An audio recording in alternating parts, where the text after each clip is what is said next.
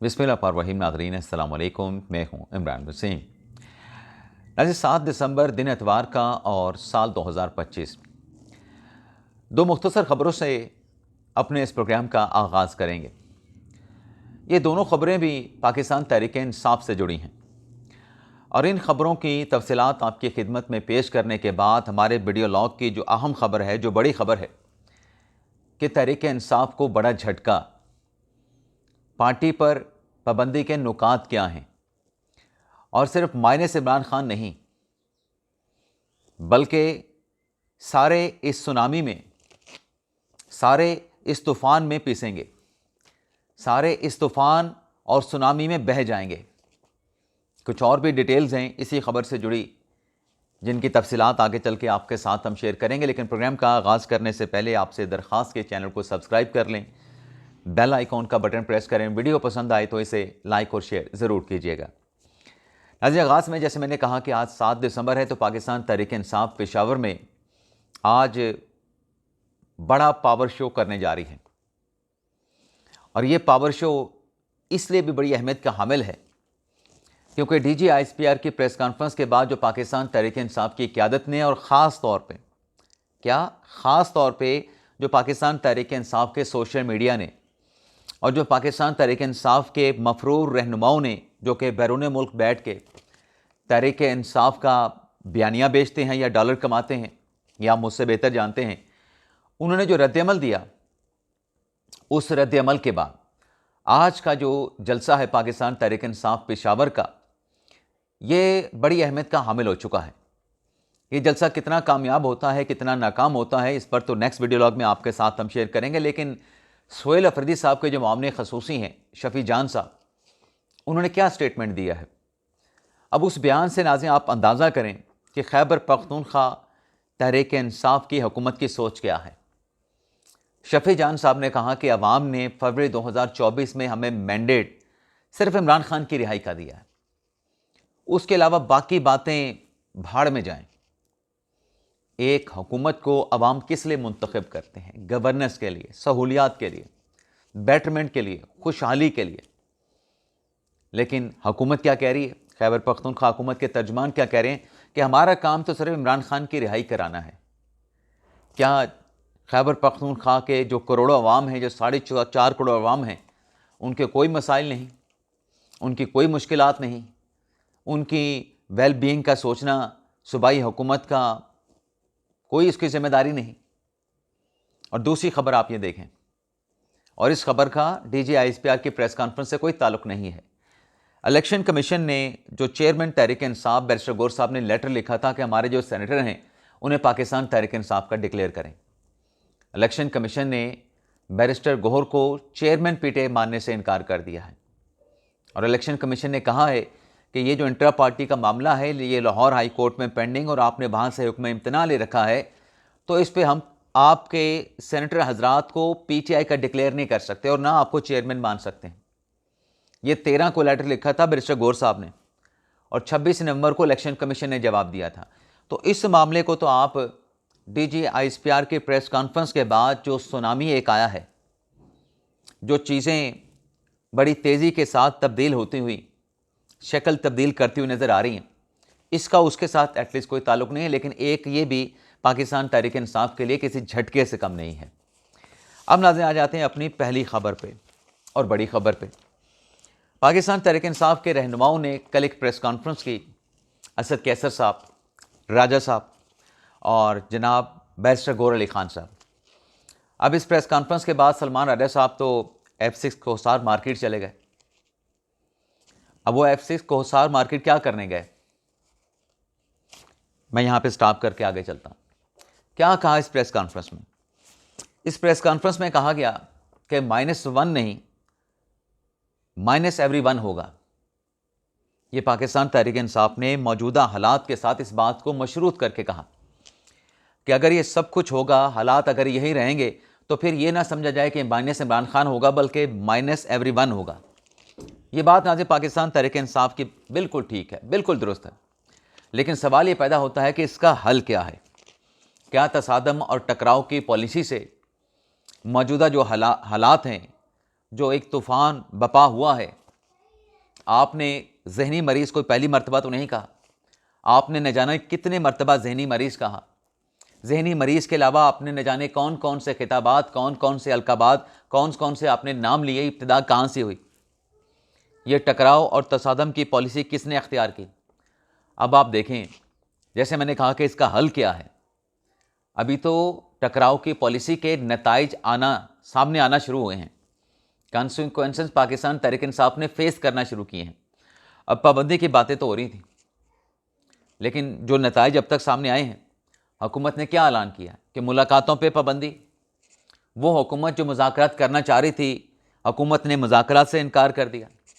अब माजरत के साथ इसमें स्पेस किसकी कम हो रही है। सिर्फ तहरीक इंसाफ की नहीं, सियासी जो दीगर एलिमेंट्स हैं, जो दीगर सियासी जमाती हैं, उनकी भी जो पॉलिटिकल स्पेस है वो कम हो रही है। और वजह कौन बन रही है? पाकिस्तान तहरीक इंसाफ। अब तहरीक इंसाफ के लिए पाबंदी की बातें क्या सामने आ रही हैं, तो सबसे पहले तो आप ये देखें, वो मुलाकात वाली पाबंदी तो हो गई और उसके साथ साथ मुज़ाकरा से इनकार भी हो गया, लेकिन और जो दीगर चीज़ें हैं उसमें आप ये देखें कि पार्लिमानी पाबंदियाँ भी तहरीक इंसाफ पे लगाने का फ़ैसला किया गया है। अब वो पार्लिमानी पाबंदियाँ क्या हैं कि गैर सियासी और जो जारहाना इक़दाम है, ये तहरीक इंसाफ का जो कंडक्ट है, जो रवैया है, इसको रोकने का फ़ैसला किया गया है।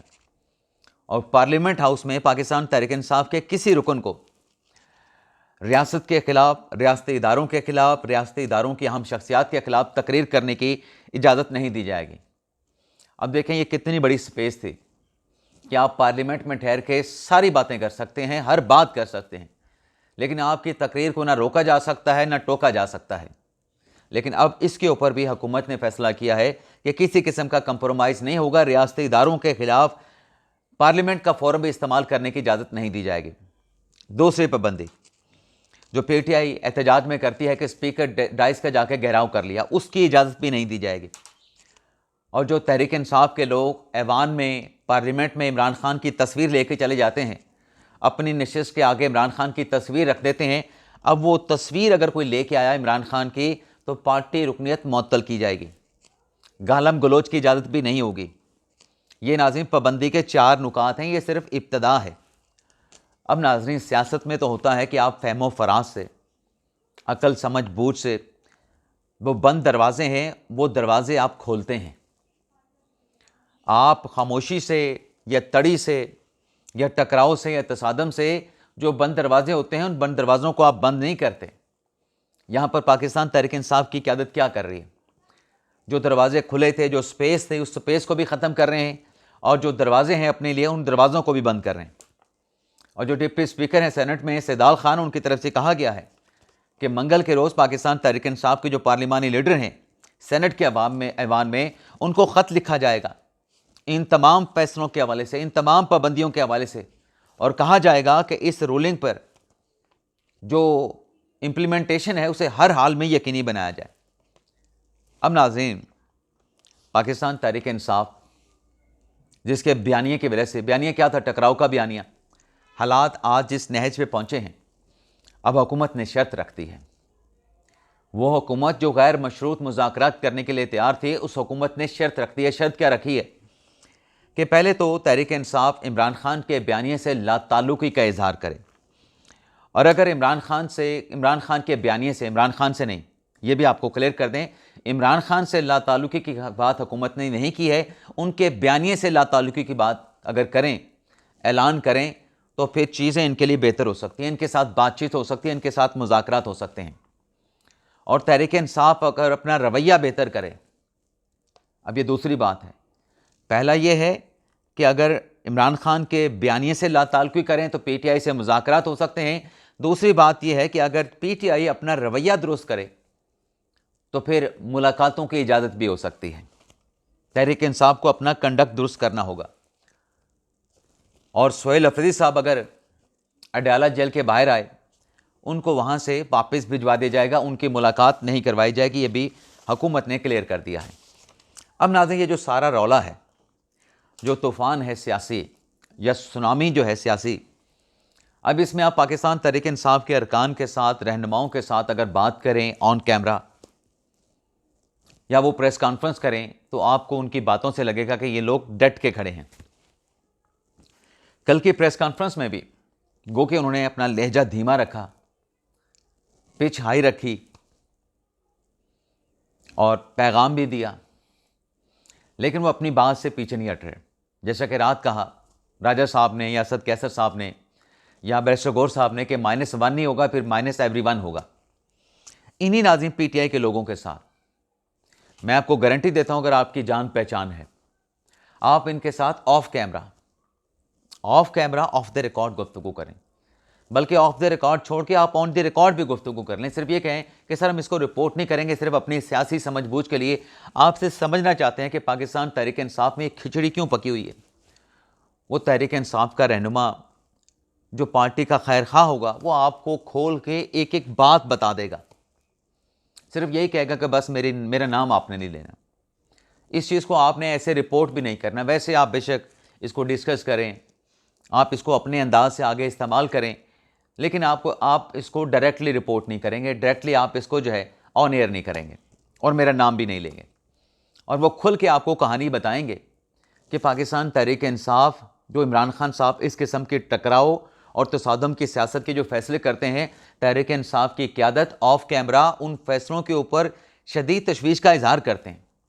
यानी हालात ये हैं, इमरान खान साहब की जानिब से एक्स पे जो पोस्ट करवाया गया अपनी बहन को पैगाम दे के, तहरीक इंसाफ की क़यादत, खबर यह है कि तहरीक इंसाफ की जो क़यादत है वो इस सारे मामले का ज़िम्मेदार इमरान खान को ठहराती है कि चूँकि इमरान खान की तरफ से, क़यादत की तरफ से, लीडर की तरफ से, बानी की तरफ से मुसलसल ये टारगेट किया जा रहा था, कौमी सलामती के इदारे का नाम ले के उसको बदनाम किया जा रहा था, तो आखिर कब तक खामोशी होती।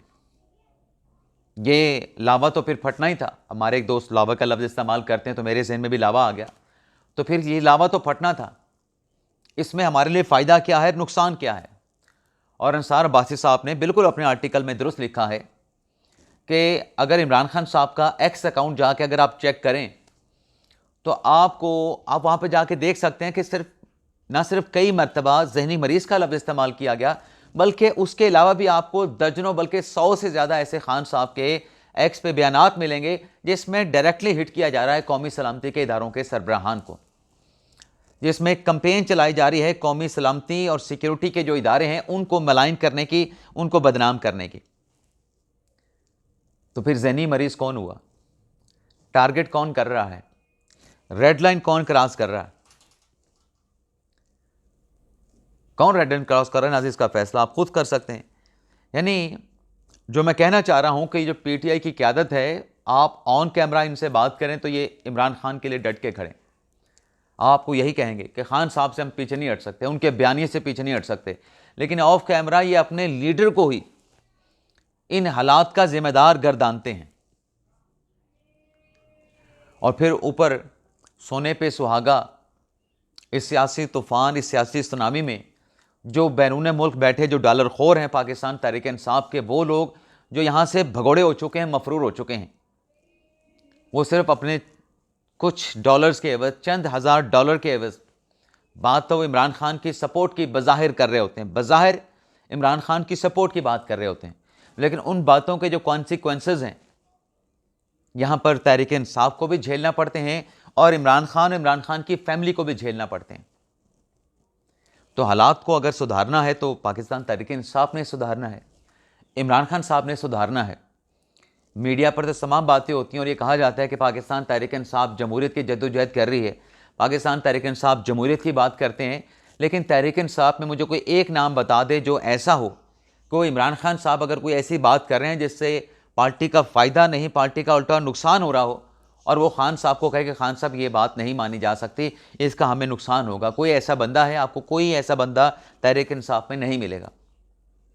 अब कहा जाता है ना दीगर सियासी जमातों में जमहूरियत नहीं है, तो फिर तहरीक इंसाफ में कौन सी जमहूरियत? अगर कोई शख्स किसी फैसले से इख्तलाफ करता है लेकिन उसमें इतनी ज़रूरत नहीं कि वो अपने बानी के सामने, अपने लीडर के सामने उस इख्तलाफ का इजहार कर सकें, इस पर नाज़रीन अफसोस ही किया जा सकता है। और ये अलमिया है पाकिस्तान तहरीक इंसाफ का। आज जो हालात फेस कर रहे हैं, ये हालात के ज़िम्मेदार वाकई खुद हैं। इजाज़त चाहते हैं नाज़रीन। पाकिस्तान जिंदाबाद।